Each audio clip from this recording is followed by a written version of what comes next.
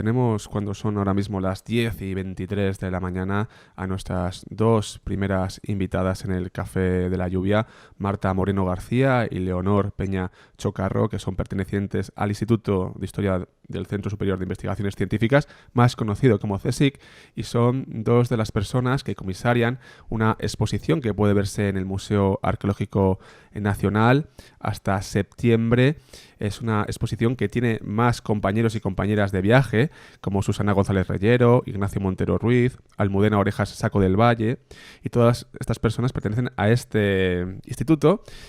Y vamos a hablar de Convivium, nada más y nada menos, la historia, en referencia a la historia de la dieta mediterránea, cómo ha llegado hasta nuestros días. Muy buenos días. Hola, buenos días. Buenos días. Muchas gracias por tomaros un café con nosotros en este ratito.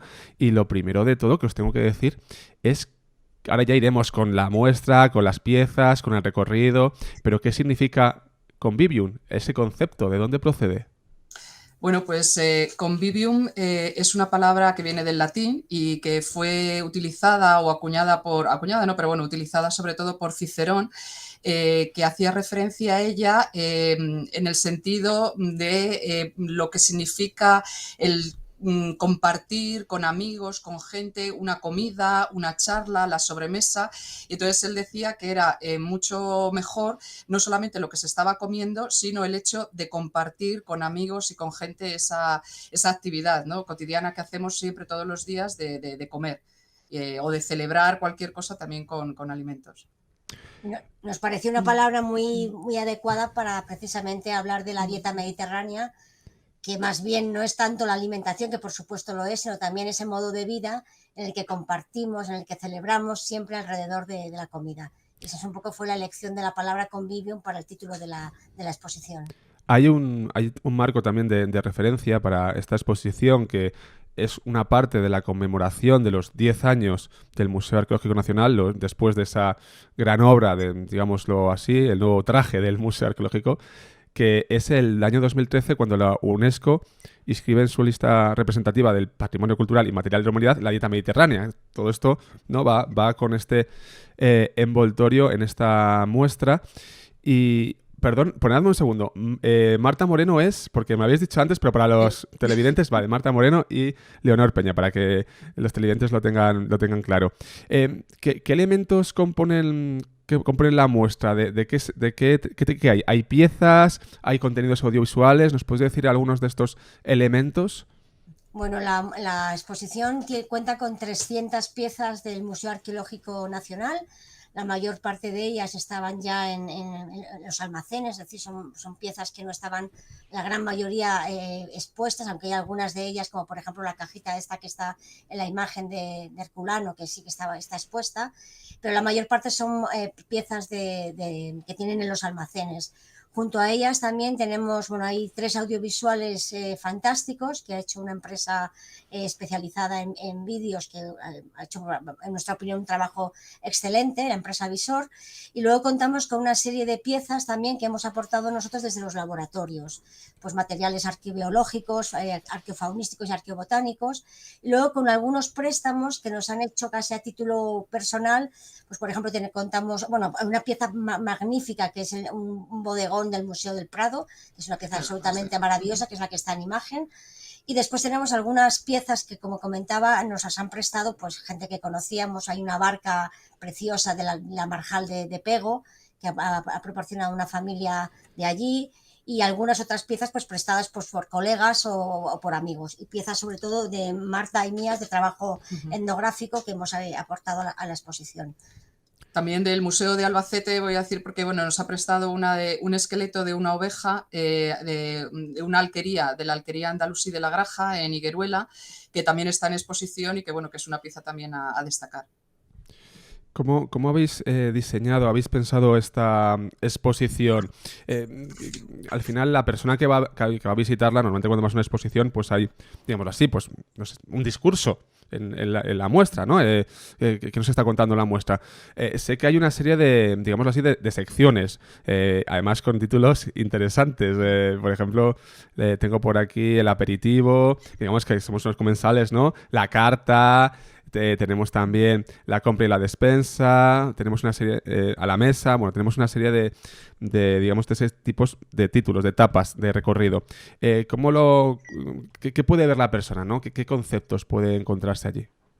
Sí, pues precisamente dimos esos nombres, ¿no?, a las diferentes secciones que componen la muestra, un poco para dirigir al público y hacer un recorrido pues desde un comienzo, ¿no?, hasta el final, que sería la sobremesa. Entonces, el aperitivo precisamente comienza pues, con la descripción de la utilización de la palabra convivium, con un vídeo en el que se muestra sobre todo cómo las actividades del Mediterráneo y en general de las culturas del pasado han estado gobernadas o regidas de alguna manera por lo que era el tiempo cíclico, o sea, la primavera, el verano, el otoño, el invierno, y las actividades y los alimentos que eran propios de cada una de esas épocas. Y luego damos paso un poco a lo que es el laboratorio, el trabajo de investigación que realizamos en los laboratorios de arqueología del Instituto de Historia del CSIC, pues para contar precisamente cómo investigamos y cómo se ha venido investigando sobre la dieta mediterránea. Esto es así de manera muy ligerita, ¿no?, y muy breve. Después pasaríamos a la sección de la carta, en la que precisamente presentamos lo que es el mundo natural, de donde obtenemos los productos básicos, tanto de origen vegetal como los de origen animal. Y ahí también tenemos en exposición pues eso, materiales de los laboratorios que nosotros utilizamos pues para trabajar con los materiales arqueológicos, ¿no?, las colecciones de referencias sobre todo que utilizamos para trabajar con esos materiales, y también pues las técnicas que se han empleado en el trabajo de la tierra, en la ganadería, la caza, etcétera, etcétera. La tercera parte sería el paso al mercado, que es de donde obtenemos donde la gente comercia y obtiene esos productos, ¿no? Que los mercados también han sido un espacio de encuentro y de intercambio entre los diferentes grupos sociales y culturales. Después del mercado nos vamos a la despensa, a la casa, haciendo hincapié en lo importante que es el almacenamiento y la conservación de esos productos para luego poder consumirlos, ¿no? Eso va ligado a lo que es el ambiente de la cocina, del hogar, que es donde se desarrollaba sobre todo pues en los intercambios culturales, donde la gente vivía, donde la gente cocinaba, y pasaríamos luego a la mesa, que es, hemos hecho dos diferencias entre lo que es una mesa romana, dos momentos culturales, la mesa romana y luego una mesa del siglo XVIII, porque esto es importante también que la muestra no la hemos organizado de forma diacrónica, porque nos parecía un poco repetitivo, sino más bien temática, ¿no? De ahí que estos grandes bloques. Y por último, en la última parte de la exposición, que es la sobremesa, lo que queríamos recoger también, viniendo precisamente de esas mesas aristocráticas, ¿no?, del siglo XVIII, es que también en torno a la alimentación podemos ver problemas sociales y económicos, como han podido ser las grandes hambrunas, las enfermedades, etcétera, etcétera, ¿no?, que obviamente es la otra cara de la moneda que podemos ver a partir del registro arqueológico. Y por último, el papel que juega también la alimentación en lo que es las partes ritual, lo que es la cultura ritual, las religiones, ¿no?, como cuando en todas las culturas y todas las sociedades hablamos del contacto con el más allá, también la alimentación a nivel de ofrendas ha tenido un papel importante, ¿no? Y eso está representado también pues, con piezas muy interesantes que estaban en el museo. Y terminamos con un vídeo en el que se titula De la arqueología al futuro, porque nos parece que la arqueología y lo que podemos ver de cómo se han solucionado muchos de esos problemas o cómo la gente ha abordado la cuestión de la alimentación a lo largo de la historia es algo que también nos puede ayudar a resolver algunos de los problemas que tenemos en el presente y mantener pues una agricultura más sostenible, y cumplir con todos estos objetivos de sostenibilidad, ¿no?, que tenemos ahora mismo a nivel europeo. Bueno, y la última parte, después de este vídeo, hay un homenaje un poco también con una pieza magnífica del museo, que es un áureo de oro en el que se representa a Hispania con dos de los un animal y una planta emblemáticos de Hispania, un conejo que lo tiene a sus pies y una rama de olivo, dos de los elementos claves para entender la alimentación en la península ibérica. Claro, el contexto histórico, el marco histórico que habéis empleado mayormente, pregunto, es la antigüedad, entiendo, en la cuenca mediterránea, pero muy enfocado a la península ibérica. Sí, bueno, en realidad abarcamos con piezas y contextos, se abarca desde el Neolítico, que es el momento en el que se introduce la agricultura y la ganadería en la península ibérica y da comienzo lo que podemos llamar la dieta mediterránea, que abarca toda la cuenca mediterránea, evidentemente, y vamos avanzando en el tiempo y prácticamente lo último que mostramos es una mesa del siglo XVIII. Es decir, que aunque no es una exposición organizada cronológicamente, sí que tenemos llamadas y hay aspectos que se tocan de todo este periodo tan grande. Bueno, ese es un poco el marco cronológico que hemos utilizado. Bueno, hemos señalado de cierta manera 5 o 6 hitos a nivel temporal, ¿no? Como ha dicho Leonor, comenzábamos con el Neolítico, luego pasaríamos al primer milenio, que es cuando tenemos pues todas las culturas fenicias, griegas, que llegan aquí a la península ibérica, el mundo romano, obviamente, por lo que significa de globalización, ¿no? De alguna manera, de la producción agrícola y agraria en toda la cuenca mediterránea, luego la Edad Media, que en la península ibérica es especialmente rica con la llegada de la cultura islámica, y luego, por supuesto, el encuentro o la llegada de los productos americanos, ¿no? Del continente americano. Entonces, esos son un poco los grandes hitos históricos o temporales que marcan la exposición. Y en cada uno de estos hitos se van introduciendo nuevas especies que van conformando la dieta mediterránea, porque aunque hoy en día todo el mundo sabe que los tomates y las patatas vienen de América, pero es evidentemente un elemento que hoy no podemos desligar para nada de lo que es la dieta mediterránea. Es decir, la dieta mediterránea se conforma a lo largo de varios milenios en los que se van introduciendo los diferentes productos que hoy consideramos como mediterráneos. Claro, eso os iba a preguntar, porque digo, no sé si alguna época en concreto ha tenido mayor peso a la hora de lo que es la dieta mediterránea. Es decir, ¿cuánto peso ha tenido la antigüedad en la dieta mediterránea? ¿Un 50%? ¿Cuánto peso ha tenido América? ¿Un 25%? No sé si esto, obviamente, no se puede contabilizar, entiendo, pero, por ejemplo, todo el aceite, el vino, ya es una cosa de la antigüedad, el comercio, los fenicios, todo el Mediterráneo, es una de las cosas más características, o que creemos más características de la dieta mediterránea. Entonces, parte de Roma, todo esto sí que es una gran parte de la dieta, entiendo. Por lo menos como lo veo yo, yo me puedo equivocar porque no tengo mucha idea. Bueno, si hablamos, por ejemplo, de trigo, de ovejas y de cabras y vacas, claro, hablamos del Neolítico. Sí, es decir, hablamos de hace 7.000 años, que forman parte de la dieta mediterránea, un elemento importantísimo. Si hablamos de los productos estrella, como son el vino y el aceite, nos vamos al primer milenio, que es cuando se introducen esos dos productos, junto con la gallina, sí, que además hoy en día el pollo es fundamental en nuestra dieta mediterránea. Si nos pasamos a los tomates, las patatas y los calabacines, pues ya nos vamos a un periodo mucho... Yo creo que hablar de porcentajes es difícil, porque cada periodo ha tenido unas aportaciones que consideramos que son básicas en esa conformación de lo que hoy se considera la dieta mediterránea. Pero sí, si hablamos de aceite y de vino, hablamos del primer milenio antes de Cristo. La importancia también del comercio, ¿no? Que habéis indicado anteriormente, que es capital a la hora de entender estos movimientos. También entiendo que de pensamiento, ¿no? Las ideas que van de un lado a otro, esto es muy, muy importante. Y mira, me preguntan por aquí una cosa también muy importante, el peso que ha tenido la religión en la propia concepción de la dieta. Habéis comentado que se empleaba para usos religiosos, indicáis para cuestiones también funerarias incluso, que al final todo va un poco ligado, ¿no? ¿Ha tenido bastante peso? Sí, claro, ese es uno de los aspectos que, como digo, en la parte de la sobremesa pues está contemplado, y de hecho en cualquier cultura del Mediterráneo, desde el mundo egipcio, ¿no? que también está representado en la exposición, sabéis la importancia que tenía o las creencias que ellos tenían de que había que llevarse al más allá pues los alimentos que las personas tenían en el presente, ¿no? en su vida cotidiana.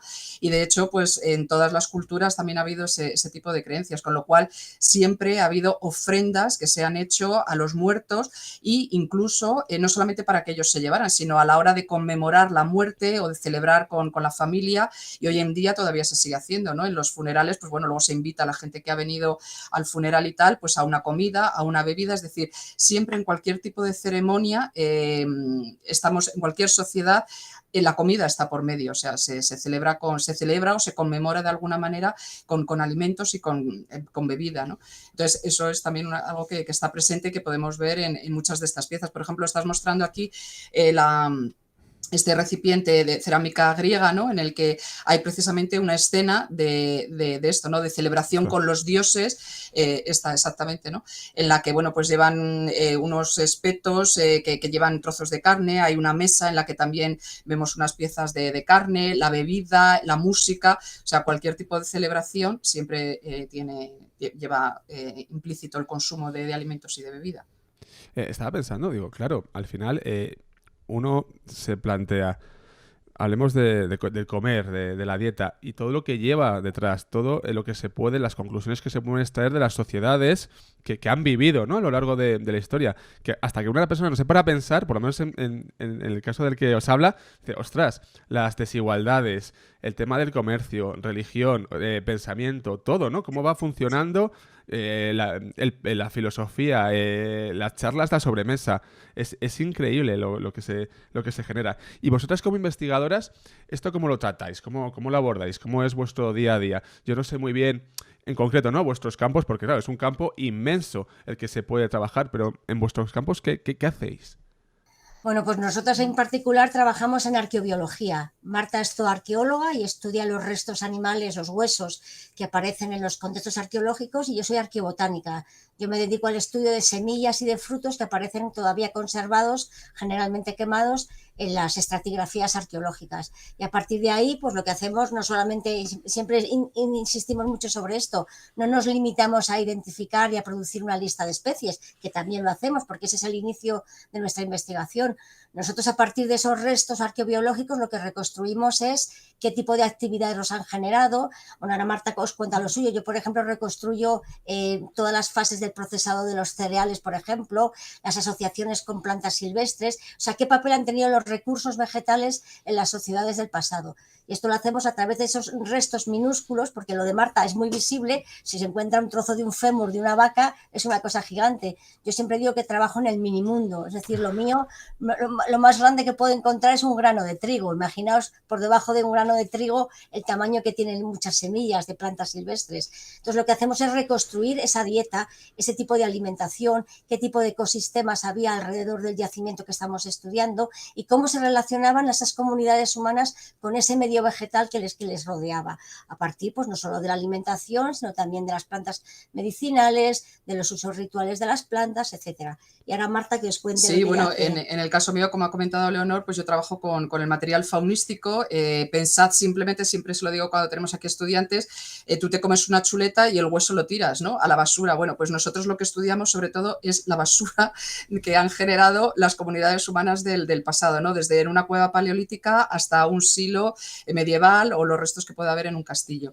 Toda esa basura genera conocimiento que, como comentaba Leonor, no nos limitamos solamente a decir qué partes de un animal se comían o qué especies eran las más consumidas, sino también, por ejemplo, podemos ver a partir de las marcas de carnicería, por ejemplo, ¿no? Que quedan en el hueso, pues la identidad cultural de esos grupos o las maneras como han sido consumidos esos animales a lo largo de la historia. No es lo mismo como despedazamos hoy en día en un mercado un profesional, como despedaza un cordero, ¿no? Que tú no te llevas un cordero entero a tu casa, sino eso, que te llevas pues un carré de chuletas o te llevas una pierna, lo que sea y tal, a cómo se hacía en un ambiente rural, donde a lo mejor pues la tecnología que tenían o el tipo de materiales o de herramientas no es el mismo que tienen hoy en día en una carnicería, ¿no? Profesional. Entonces todo eso pues lo podemos ver a partir de las marcas que quedan.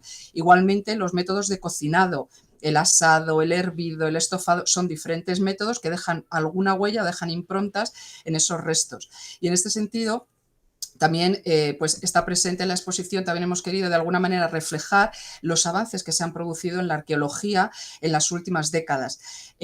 Nosotras trabajamos con esos materiales, pero como decía Leonor, no solamente identificamos, sino que ahora mismo también la arqueología biomolecular está proporcionando hay metodologías de trabajo que hace unos años eran impensables. A partir de estos de análisis químicos que se están realizando sobre los huesos, sobre las semillas, semillas, podemos conocer muchísimas cosas de cómo se manejaron, cómo se gestionó la cabaña ganadera, cómo se gestionó la producción agrícola a nivel de métodos, estoy pensando por ejemplo en el caso de Leonor, de isótopos, de la irrigación, el secano, métodos de cultivo, cuando era la época de cría, etcétera, etcétera. O sea, hay muchísimos aspectos que antes, hace 30 o 40 años, eran absolutamente impensables, pero la arqueología hoy se cruza muchísimo, o sobre todo en las áreas nuestras, con las ciencias naturales, la física y la química y la biología y la genética también, ¿no? Entonces, todo eso de alguna manera está también reflejado de una manera muy, muy sutil, ¿no? en la exposición, porque bueno, no había cabida para tanto. Igual que también el trabajo en el campo. El trabajo en el campo, la arqueología comienza en el campo, eso es indudable. En una excavación es fundamental el contexto arqueológico, el conocer la procedencia. Yo siempre digo que una tibia de una oveja neolítica es igual que una tibia de una oveja medieval, no hay diferencia ninguna. Entonces, el contexto arqueológico es fundamental para saber el momento histórico con el que estamos trabajando. Esto que habéis comentado de las nuevas tecnologías, su aplicación, entiendo que también habrá movido algunos cimientos y algunos trabajos de investigación de los años 70 hayan quedado totalmente obsoletos o incluso hayan complementado esos artículos. No, una cosa no quita la otra, ¿no? Pero entiendo que esto se está haciendo mucho, esta revisión, porque claro, con las nuevas tecnologías todo da vueltas. Efectivamente, bueno, por ejemplo, en el caso de los orígenes de la agricultura, ¿no? Hemos pasado de pensar que la agricultura se produjo en un lugar, en el Próximo Oriente, en un lugar concreto. Ahora sabemos, gracias a la genética y a una serie de tecnologías, que la agricultura tiene lugar siempre en esa zona del Próximo Oriente, pero en diferentes lugares de esa región. O sea, hay un montón de cosas que se están revisitando continuamente, porque efectivamente, como has comentado, fundamentalmente la genética en los últimos años pues está dando unas informaciones cada vez más detalladas y cada vez más precisas de muchos eventos que fueron fundamentales en la historia de la humanidad. Qué bueno. Y ya las dos últimas. ¿Habéis hecho arqueología experimental en el sentido, no sé si es realmente el término arqueología experimental, pero cocinado, preparado platos del pasado? Con elementos, recreado, ¿no? Elementos del pasado para esos... Yo os los digo porque un compañero, un amigo, Fernando Notario Pacheco, hizo su tesis en la Complutense y en la defensa de su tesis, creo que la defendió la Autónoma. Bueno, el caso es que llevó platos como de griegos, ¿no? De la antigua Grecia. Yo os pregunto, ¿esto lo habéis hecho? Bueno, yo platos no he hecho. Lo que sí he hecho ha sido cortar animales, ¿no? Con hacer experimental, cortar, por ejemplo, con material de sílex, con cuarzo, despedazar, ¿no? Y descuartizar un animal para ver precisamente las marcas que quedan en esos animales, pues utilizando láminas metálicas o, por ejemplo, estos utensilios de lítica, ¿no? Que en algunos momentos pues puede ser interesante que se cruzaron de alguna manera los dos y es diferente, obviamente, la manera como separas o cómo sacar los filetes o la carne de una carcasa utilizando material lítico o cuando ya tienes materiales metálicos, ¿no? Entonces, eso sí que es interesante para ver eso, cómo se ha procesado una carcasa. Y en mi caso tampoco he hecho platos, pero sí que he participado en experimentaciones, sobre todo de siega experimental con hoces prehistóricas. Con colegas del CSIC en Barcelona hemos hecho algunas cosas de siega experimental. Qué bueno. Y la última, comentabais la última etapa de la exposición, que realmente invita a reflexionar. ¿Qué podemos aprender de este camino que ha pasado, ¿no? De estos siglos para lo que indicabais, ¿no? Una dieta más sostenible, más equilibrada. ¿Qué podemos aprender? ¿Qué lecciones nos da esta exposición? Bueno, de hecho, vamos a ver, el mundo mediterráneo obviamente tiene muchísimos ecosistemas, ¿no? Diferentes. Lo que sí es cierto es que muchas veces la ganadería y la agricultura tradicionalmente han estado adaptadas a esas condiciones climáticas, ambientales que ha habido en el mundo mediterráneo. Hoy, con el cambio climático, todo eso está siendo trastocado, cambiado, mudado, y entonces sí que es bueno volver de alguna manera a esos ecosistemas tradicionales y el ver qué tipo de gestión ganadera y agrícola es la mejor y la que está más adaptada a este tipo de ambientes, ¿no? Entonces, de alguna manera, la arqueología nos puede ayudar a ver cómo se han solucionado problemas en el pasado que hoy en día también tenemos en el presente. Y, por ejemplo, la tendencia, pues eso, a una agricultura más extensiva o una ganadería más extensiva y no tan intensiva, ¿no? Que lo que hace es machacar el medio ambiente. Entonces, muchas veces, pues bueno, la agricultura que ahora mismo vemos, ¿no?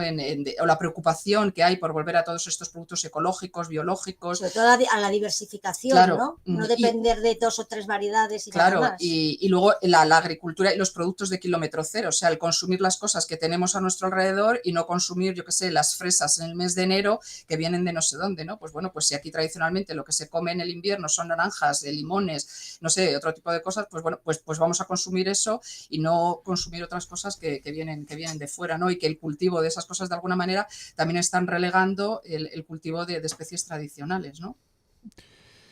Marta Moreno García y Leonor Peña Chocarro, muchísimas gracias, investigadoras del CSIC, por estar con nosotros hablándonos acerca de Convivium, una exposición que puede verse en el Museo Arqueológico Nacional hasta septiembre.